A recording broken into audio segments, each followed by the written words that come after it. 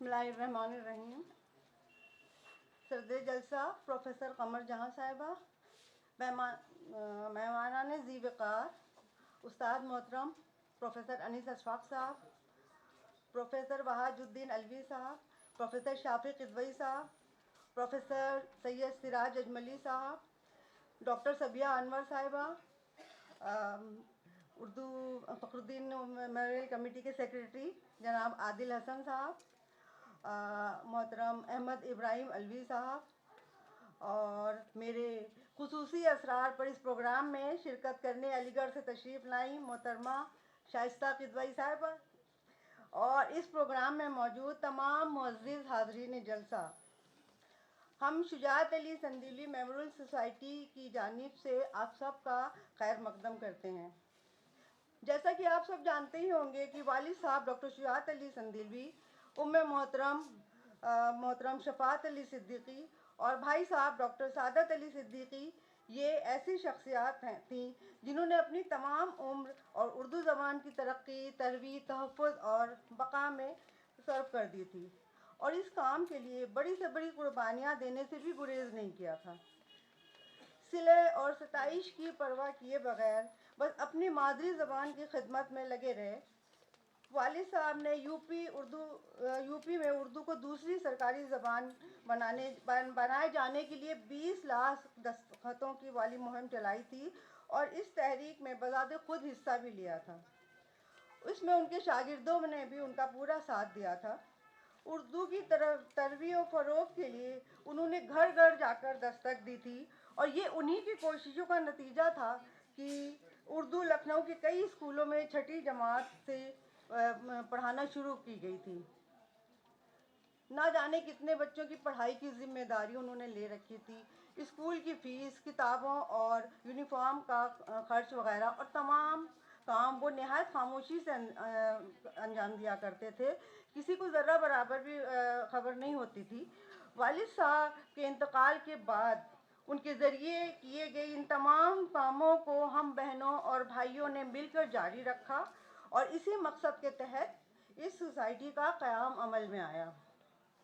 यहाँ एक बात और बताना चाहेंगे कि वालिद साहब के इंतकाल के बाद गालिबन 1997-98 में चचा मोहतरम शफ़ाअत अली सिद्दीकी साहब और उस्ताद मोहतरम प्रोफेसर अनीस अशफाक साहब ने उनके नाम पर एक सोसाइटी कायम की थी, जिसके तहत 2 मेमोरियल लेक्चर कराए गए थे।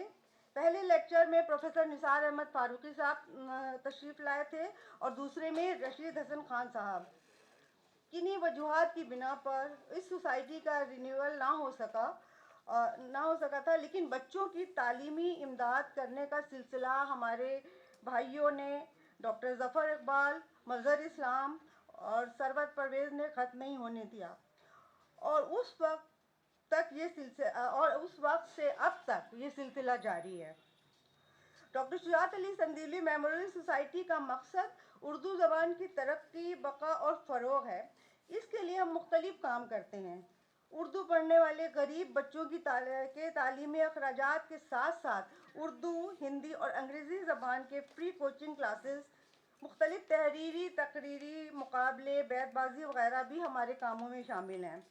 Medical camp, free health checkup, दवाओं की तकसीम, जाड़े में गुरबा में गर्म कपड़ों की तकसीम, गर्मियों में जगह जगह पीने के पानी की टंकियाँ नस्ब करवाना वगैरह फलाही काम भी हमारे मकासद में शामिल हैं।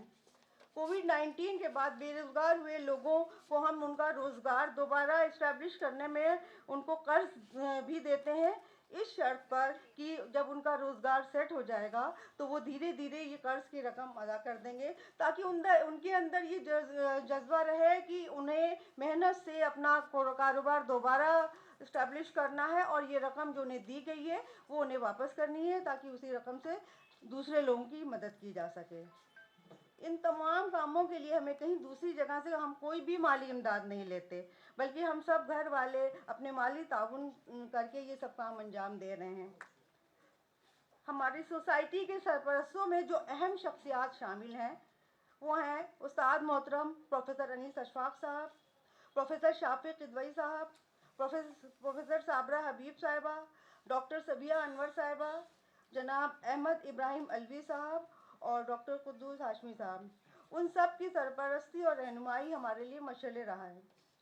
یہ سیمینار فخر الدین علی احمد میموریل کمیٹی کے اشتراک سے کرایا جا رہا ہے۔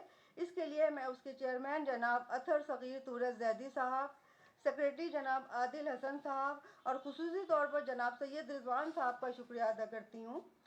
یہ رضوان صاحب کی خصوصی کوششوں کا ہی نتیجہ ہے کہ آج ہم یہ پروگرام کروا پا رہے ہیں۔ ہم ایک بار پھر ڈاکٹر شجاعت علی سندیلوی میموریل سوسائٹی کے تمام ممبران کی جانب سے آپ سب کا اس پروگرام میں خیر مقدم کرتے ہیں۔ بہت بہت شکریہ۔